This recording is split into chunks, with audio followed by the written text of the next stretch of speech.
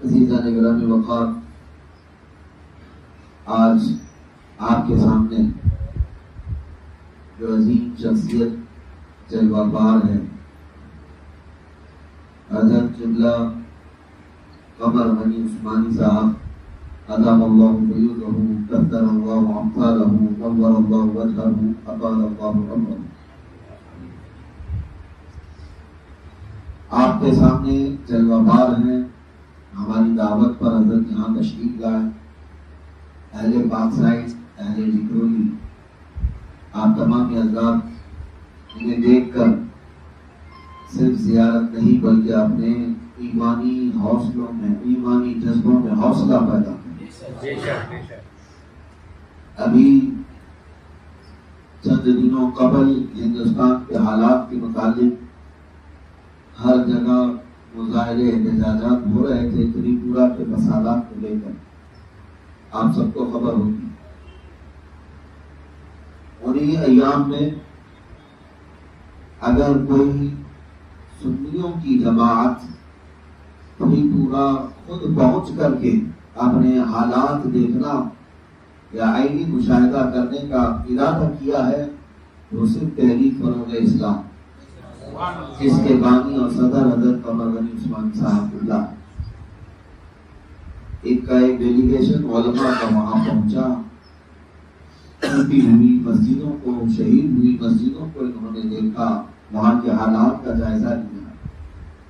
لیکن آپ کو پتا ہے کہ بہت سارے لوگ فساد زدہ علاقوں میں آتے ہیں، دورے کرتے ہیں، راشن بانٹتے ہیں، کسی سے پولیس کو بھی کوئی تکلیف نہیں اور گورنمنٹ کو بھی تکلیف نہیں، لیکن ہم نے محسوس کیا کہ عاشق اعلی حضرت، عاشق رسول اگر کسی علاقے میں پہنچ جائے تو انہیں اس بات کی تکلیف ہونے لگتی ہے کہ یہ آدمی صرف اور صرف فوٹو بازی کرنے نہیں آیا ہے بلکہ ریئل میں آیا ہوا۔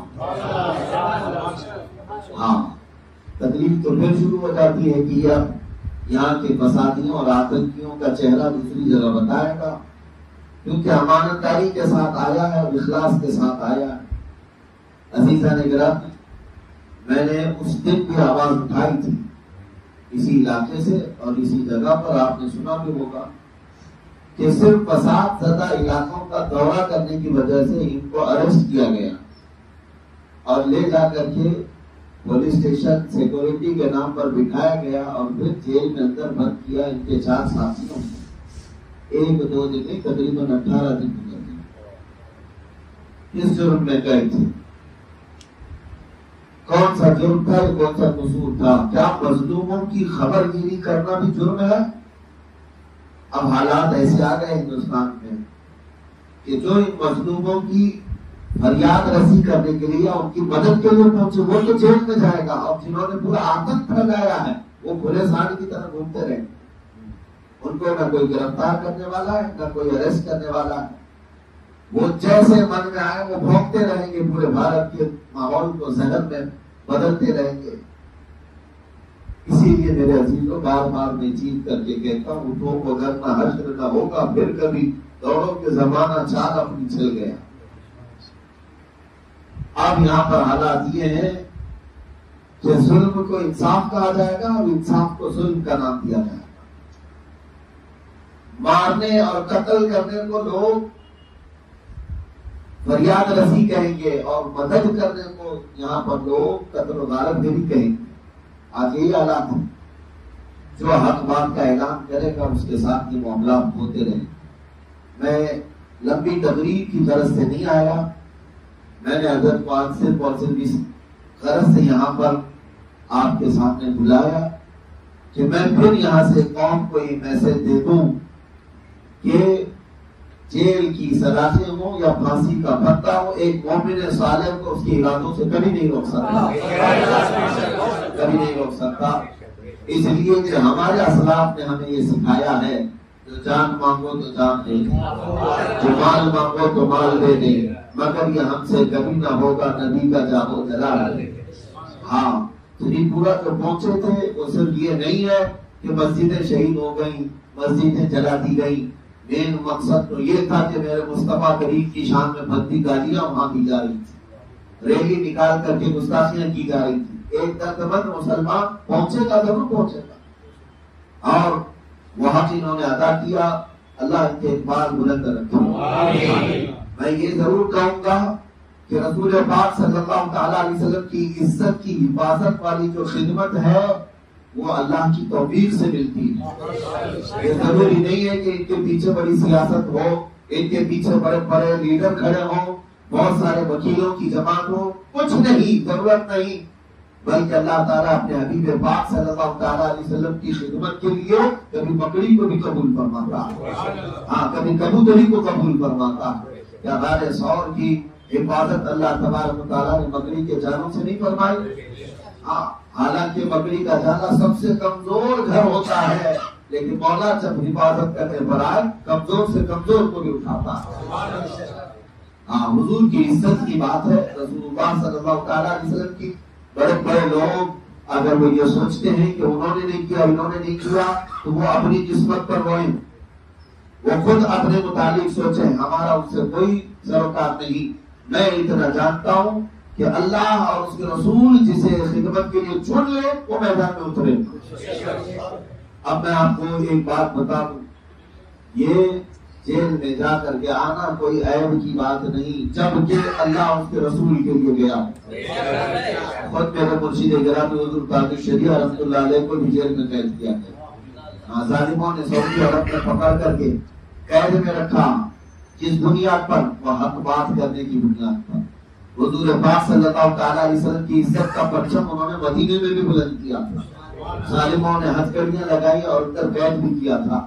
ہمارے اسلاف میں حضور مجاہد ملت رحمۃ اللہ تعالیٰ علیہ اڑیسہ کے رئیس اعظم کہلاتے تھے، لیکن 8 مہینے تک جیل میں رکھے گئے تھے۔ سب بڑے بڑے علماء ہیں، حضرت مظفر حسین کچھوچوی رحمۃ اللہ علیہ بڑے بزرگوں میں سے بھی ہیں اور ممبر آف پارلیمنٹ بھی رہے ہیں۔ اپنے ایک زمانے میں ان کو قید کیا گیا تھا جیل میں، تو ان کا ایک شعر مجھے یاد آتا ہے، انہوں نے سب کو یہ درس دیتے ہوئے کہا تھا، مظفر کو مقید نہ سمجھ ایسے یاد، مظفر کو مقید نہ سمجھ ایسے یاد، یہ میری اسیری بھی میری سنت آبائی ہے، میری اسیری بھی سنت آبائی ہے، میرے آبا و اجداد کی سنت ہے اور حقیقت میں سنت ہے۔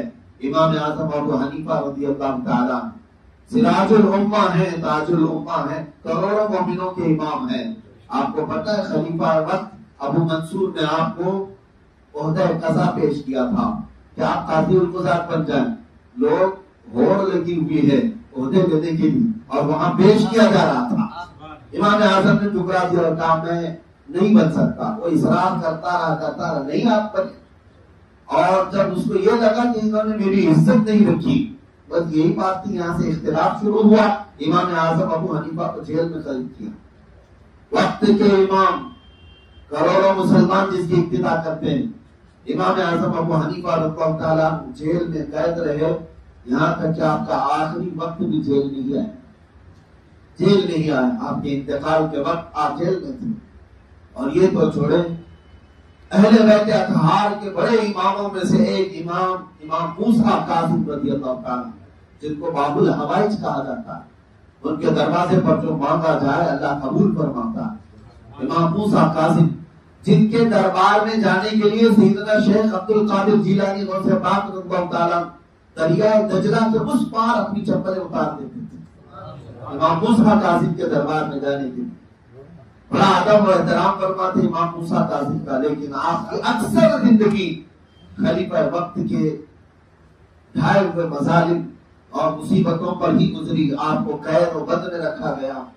امام موسیٰ کاظم رضی اللہ تعالیٰ عنہ کو जेल में इतने इतने दिन तक रखा जाता था कि आप अंदर रह करके भी जब रात में खड़े होते तो फजर की नमाज तक आप मुसल्ले पर खड़े ही खड़े नहीं जा सकते। ना उनको जेल की सलाखें परेशान करती, और अंदर के जो कैदी थे वो कहते आप तो रसूलुल्लाह की आल में से। हमारे पास जो हजरत बैठे हुए हैं ये हजरत उस्मान गनी की आल उस्मानी है, और रसूलुल्लाह की आल को भी जेल में रखा गया। तो लोग उनसे कहते कि आप कैद में हैं, जेल में हैं, तो मुस्कुरा करके कहते कौन से अजब बात है, हमारे लिए तो अल्लाह के नबी ने फरमाया पूरी दुनिया ही कैद खाना, अब दुनिया सिजनुल लिल मुमिनीन। अल्लाह के नबी सल्लल्लाहु अलैहि वसल्लम ने फरमाया दुनिया मोमिनों के लिए कैद खाना है, तो मैं अगर कैद खाने में हूं तो ये ईमान की अलामत है, ईमान वाले को कैद में रखा जा। अजीजा ने गिरामी इमाम मूसा कासिम रज़ी अल्लाह तआला अन्हु को इतनी सख्तियां दी गई थी, इतनी सख्तियां कि एक वक्त वो भी आया कि जब आपको आपके खाने में जहर दिया गया जेल के अंदर, और सख्त किस्म का जहर, आप जहर खा गए, और उसके बाद जो जेल में आपके मुरीदीन मौजूद थे उनसे कहा कि आप जालिमों ने, दुश्मनों ने पूरा काम कर दिया, 6-7 साल तक आप जेल की सलाखें, उसके पीछे ये मुसीबतें बर्दाश्त करते रहे। फिर जहर जब आपके जिस्म में आया तो आपने कहा कल देखना मेरा जिस्म लाल हो जाएगा, परसों मेरा जिस्म पीला हो जाएगा, 3 दिन के बाद मेरे जिस्म के अंदर कालापन आने लग जाएगा, और फिर मैं इस दुनिया से चला जाऊंगा। मेरा कफन दफन सारे इंतजाम इस तरह से करना, आपने वसीयत फरमाई। जेल के अंदर ही दूसरे दिन आपका जिस्म पाक सुर्ख हुआ, सर्द हुआ, स्याही मारी होते हुए जहर के आसार पूरे जिस्म पर नजर आते रहे, और तीसरे दिन आपका जेल के अंदर इंतकाल हुआ। जनाजा इमाम मूसा कासिम का जेल के अंदर से निकला, और जहां वो आज दफन है, कितने खुलफा आए जानते हैं, उनको कैद करने वाला कोई मुशरिक नहीं था, वो खुलफा बनु अब्बास ही थे, जालिम खुलफा, खलीफा वक्त इमाम मूसा कासिम को कैद कर कर करके इतना उन्हें परेशान कर रखे थे कि आपकी वफात हो गई। लेकिन आज भी अल्लाह तौफीक दे, इराक जाओ, बगदाद जाओ, और जा करके देखना इमाम मूसा कासिम रज़ी अल्लाह तआला अन्हु का दरबार, अल्लाह इतना आली शान दरबार है कि काज़मैन उसको कहा जाता है, बल्कि वहां का हरम उसको कहा जाता। इतना बड़ा इलाका कि अंदर जाते ही तुम्हारे जिस्म के अंदर रिक्कत तारी हो जाएगी। ये मैं अपने तजुर्बात बता रहा, रिक्कत तारी हो जाएगी। जिनके दरवाजे पर गौसे पाक कहते मेरी दुआएं कबूल होती हैं, वो इमाम मूसा कासिम आज भी वो बगदाद में उनका झंडा लहरा रहा है। और जितने खुलफा आए थे जो उन्हें कैद किए, ढूंढ ढूंढ करके निकाला गया, पूरे बगदाद में उनकी कब्रें नहीं मिलती, कब्रें नहीं मिलती। अरे तख्त तुम्हारे पास था, सल्तनत तुम्हारे पास थी, फौज तुम्हारे पास थी, कैद तो तुमने किया था, लेकिन नामो निशान मिट गया, और बाकी है अब तक नामो निशान किसी आले रसूल का। इसीलिए अल्लामा किफायत अली काफी रहमतुल्लाह अलैह की वो बातें हमें याद आती है जब उनको फांसी पर भी चढ़ा दिया गया। किफायत अली काफी को कैद करके अंग्रेजों ने 7 दिन तक जिस्म पर स्त्री फेरा, जिस्म पर गर्म स्त्री फेरते थे, और फिर जब चमड़ी जलती थी तो नमक छिड़कते थे। 7वें दिन जब आपको फांसी पर चढ़ाया गया तो उससे पहले आपने ये ऐलान किया था कोई गुल बाकी रहेगा न चमन रह जाएगा, पर रसूलुल्लाह का दीन हसन रह जाएगा। और आपका वो मिसरा अच्छी तरह से याद रख लो, आपने फरमाया था कि नामे शाहाने जहां मिट जाएगा यहाँ, नामे शाहाने जहां मिट जाएगा यहाँ, लेकिन नाम हजरत को पंजतन रह जाएगा। अहले बैत का नाम और अल्लाह के रसूल के नायबीन का नाम तो रहेगा, सब फना हो जाएंगे काफी वो, लेकिन हश्र तक नाम हजरत का जुबानों पर सुखन रह जाएगा। और आज भी देख रही है दुनिया, आज हमारे साथ जो कुछ भी सख्तियां हो रही है, इससे बिल्कुल घबराने और डरने की बात नहीं, बिल्कुल डरने की जरूरत नहीं है। मैं आज फिर ये कहूंगा, ये आज हमारे सामने हजरत कमर गनी उस्मानी साहब आए हैं, या हमारे आबा व अजदाद की सुन्नत दोहराकर हमारे हौसलों में इजाफा करने आए। बिल्कुल है जवानों, हमारा ईमान किसी लाठी का और किसी डंडे का नहीं है, ہمارا ایمان تو اتنا مضبوط ہونا چاہیے کہ طوفان اپنے رخ موڑ لے، دریا اپنی موجوں کو بدل لے. ہمارا ایمان تو اتنا ہونا اتنا پکا اور مضبوط ہو جائے جس کو اقبال نے کہا تھا دشت تو دشت ہے دریا بھی نہ چھوڑے ہم، بحر ظلمات میں دوڑا دیے گھوڑے ہم. یہ محمد عربی صلی اللہ علیہ وسلم کے غلاموں کا ہی حال ہے. وہ جس علاقے میں گئے ہیں ایمان کی پختگی کے ساتھ گئے، ایمان کی پختگی کے ساتھ گئے ہیں. آ گیا عین لڑائی میں گر وقت نماز، قبلہ روح ہو کے زمین بوس ہوئی قوم ایجاد. لڑائی کے دوران، جہاد کے دوران، جنگوں کے دوران بھی نماز کا وقت آتا تو ہمارے اسلاف کا یہ حال ہوتا کہ سامنے لہراتی ہوئی تلواروں سے خوف نہیں کھاتے تھے کہ کبھی بھی وہ گردن پر آ سکتی ہے، تیر پر آ سکتے ہیں، بلکہ فوراً یہ قبلہ روح ہو کر کے زمین بوس ہو جاتے ہیں. آ گئے عین لڑائی میں گر وقت نماز، قبلہ روح ہو کے زمین بوس ہوئی قوم حجاز. ایک ہی صف میں کھڑے ہو گئے محمود و ایاز، نہ کوئی بندہ رہا نہ کوئی بندہ رہا. یہ ہمارے بزرگ ہیں، میں فخر سے کہتے ہیں. اور الحمدللہ آج فخر سے سینہ چوڑا. جو لوگ سوشل میڈیا پر بھونکتے رہتے ہیں، اور ان لوگوں کی عادت ہے صبح اٹھو 12 بجے تو یہ اٹھتے ہیں، رات بھر سوشل میڈیا پر بک کرتے رہتے ہیں علماء کہاں ہیں، خانقاہ کہاں ہیں، مشائخ کہاں ہیں، اور یہ خود بستر پہ ہوتے ہیں یا کسی کٹے پر بیٹھے ہوتے ہیں، چوک پر بیٹھے ہوتے ہیں. علماء ربانیین مشائخ پر تان و تشریح کر رہے ہیں، حالات ایسے ہو گئے، فلاں کہاں ہے. میاں تم کہاں ہو؟ ان لوگوں کو جواب میں دیتا ہوں تو بار بار خانقاہوں کو، مشائخ کو کوستے رہتے ہو. قمر غنی عثمانی صرف ایک عام آدمی کا نام نہیں ہے. درگاہ حضرت بندگی شاہ رحمۃ اللہ تعالیٰ علیہ کے صاحب سجادہ نشین. ٹھیک ہے، وہاں کی سجادگی آپ کے پاس ہے. خانقاہ کے فرد ہیں، ذمہ دار فرد ہیں، اور انہوں نے یہ ثابت کیا ہے نام مصطفیٰ کریم صلی اللہ تعالیٰ علیہ وسلم پر پھر نہ سجادگی ہے نہ خانقاہی ہے، بلکہ ہر آدمی پھر صرف اور صرف غلام رسول ہے. یہ ثابت ہونا پڑے گا، آج کرنا پڑے گا. پیر اپنی جگہ پر، فقیر اپنی جگہ پر، درویش اپنی جگہ پر، عالم و مفتی اپنی جگہ پر، قاضی اپنی جگہ پر، شیخ وقت اپنی جگہ پر. مصطفیٰ کریم کے نام کی بات آئے، ہر کوئی مصطفیٰ کریم کا ادنا غلام کی ہوگا. ہماری عزت حضور کے نام سے ہے. آج مجھے خوشی بھی ہے، اور میں بار بار اس وقت سے دعا بھی کرتے رہے، آپ سب بھی دعاؤں میں یاد کرتے رہے حضرت کو، اور اللہ تعالیٰ نے عزت کے ساتھ آپ کو وہاں سے رہا بھی فرمایا. اور ہمیں امید ہی نہیں، یقین ہے کہ اس طرح کے جیالے اب امت میں اور بھی پیدا ہوں گے. نام مصطفیٰ کے لیے ہمارا سینہ، ہمارا بدن، ہماری گردن، ہماری جان حاضر حضور پاک کے نام پر. اللہ تبارک و تعالیٰ ان کو ہر طرح کی آفات و بلیا سے نجات، تحریک فروغ اسلام کو مولا نظر بد سے بچائے، اور ظالموں کے پنجوں سے بھی محفوظ فرمائے. مولا کریم دن دونی رات چوگنی نے ترقی عطا فرمائے. بس آخر میں نصیحت کے طور پر کچھ آپ کی بارگاہ میں آپ سب کو سنانے کے لیے حضرت کی بارگاہ میں مائک پیش کرتا ہوں. آپ اہل پاک سائٹ، اہل بکرولی، اور تمام جو یہاں سے اس کے بعد یہ میسج عام ہوگا، ان سب کو نظر میں رکھتے ہوئے ایک اہم پیغام ضرور آپ پیش کرنا. السلام علیکم. السلام علیکم ورحمۃ اللہ تعالی وبرکاتہ.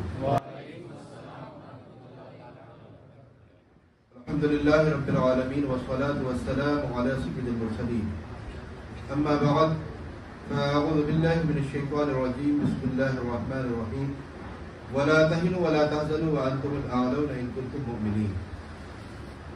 صدق اللہ العظیم وصدق بلغنا رسوله النبی الامین الکریم ونحن على ذلك لمن الشاہدین والشاکرین والحمد للہ رب العالمین. کہ محمد سے وفا تو نے تو ہم تیرے ہیں، یہ جہاں چیز ہے کیا لوح و قلم تیرے ہیں.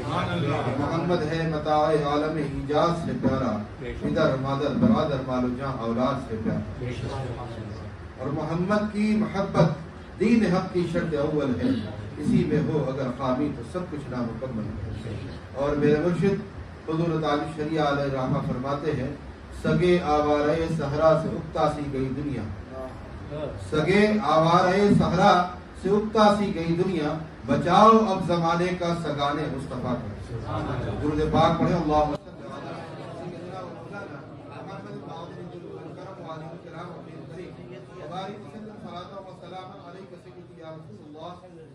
اللہ تعالی علیہ وسلم، یا رسول اللہ صلی اللہ علیہ وسلم تیری خاطر ذلیل ہونا ہے، میری عزت میرا وقار سلام، یا رسول اللہ صلی اللہ علیہ وسلم آپ کی عظمت کی حفاظت کے لیے، آپ کے دین کی حفاظت کے لیے اگر ہمیں ذلیل و خوار ہونا پڑے تو یہی ہمارے لیے عزت ہے، یہی ہمارے لیے افتخار ہے۔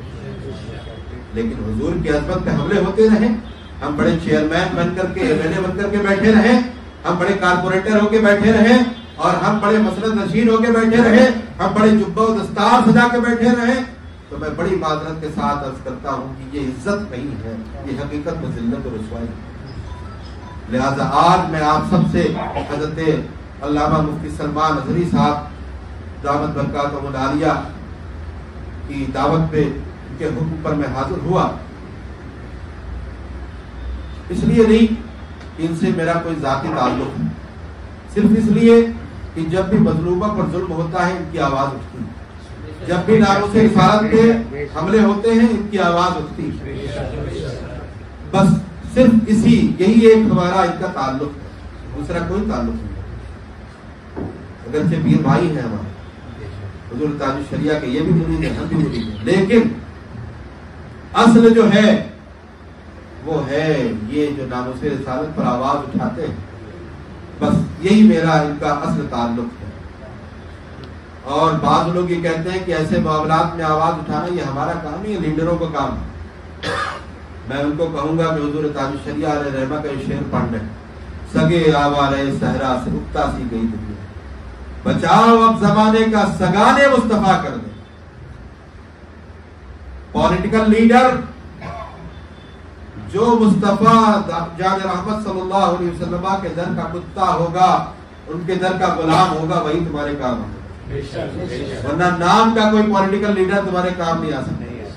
اس کو ذہن میں رکھنا، اگر صرف مسلمان پولیٹیکل لیڈر ہونا کامیابی ہوتی تو کشمیر چلے جاؤ، کتنے پولیٹیکل لیڈرز موجود ہیں، نہیں بچوں۔ اور میں بڑی ذمہ داری سے یہاں سے میں پیغام دینا چاہتا ہوں کہ آج اگر پرامن ہو کر ہندوستان میں رہنا ہے، آج اگر اپنی عزت و مال جان محفوظ رکھنی ہے، آپ چاہتے ہیں کہ ایسا ہو، آج اگر آپ چاہتے ہیں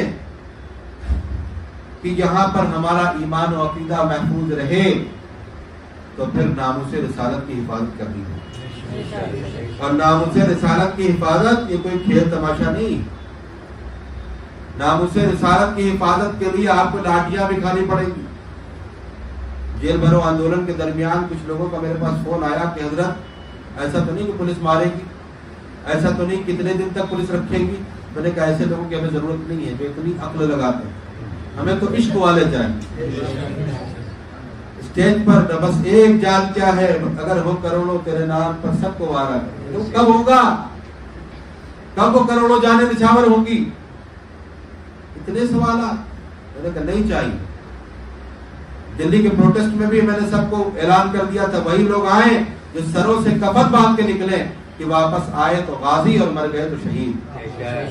جب تک مسلمانوں کے اندر یہ جذبہ نہیں ہوگا اس وقت تمہیں لاٹھیوں سے ڈرایا جائے گا، سلاخوں سے ڈرایا جائے گا۔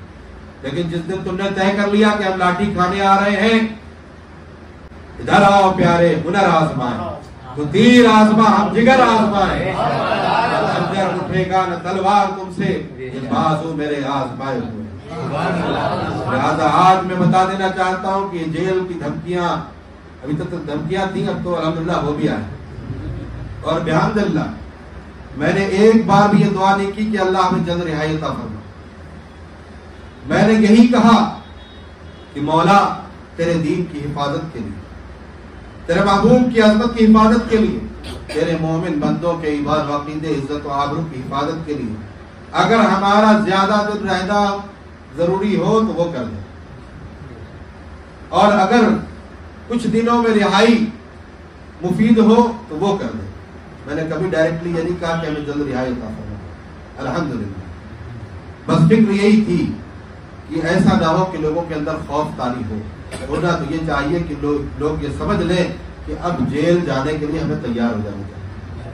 سمجھ رہے ہیں نا میری بات؟ تو آج سے اس بات کو ذہن میں رکھ لیں کہ حضور کی عزت و عظمت کے لیے مفتی سلمان اظہری صاحب آواز دے، تحریک فروغ اسلام آواز دے، یا کوئی دوسری سنی تنظیم آواز دے تو لبیک کہتے ہوئے کھڑے ہو جانا ہے میدان عمل میں آنے کے لیے، بس دکھانے کے لیے نہیں، ایکچوئل عملی طور پر ناموس رسالت کی حفاظت کے لیے قربانیاں پیش کرنی ہی ہوں گی، اور قربانیاں پیش کرنے سے اگر ڈریں گے تو پھر مولی گاجر کی طرح کاٹے جائیں گے، کوئی بچا نہیں پائے گا۔ اس لیے میں یہی کہوں گا کہ آج لے ان کی پناہ، آج مددبان سے کل نہ مانیں گے، قیامت میں اگر مان گیا۔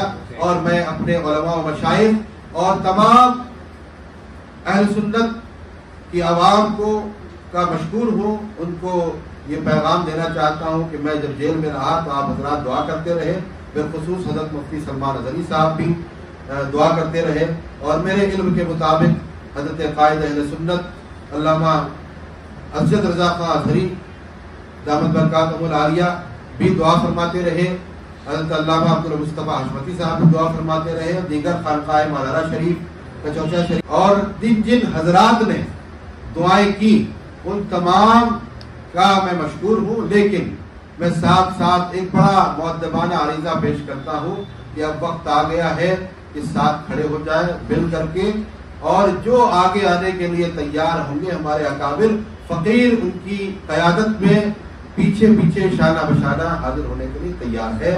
اللہ تبارک و تعالی ہمیں کہنے سے زیادہ، آپ کو سننے سے زیادہ عمل کی توفیق عطا فرمائے۔ وآخر دعوانا الحمدللہ رب العالمین۔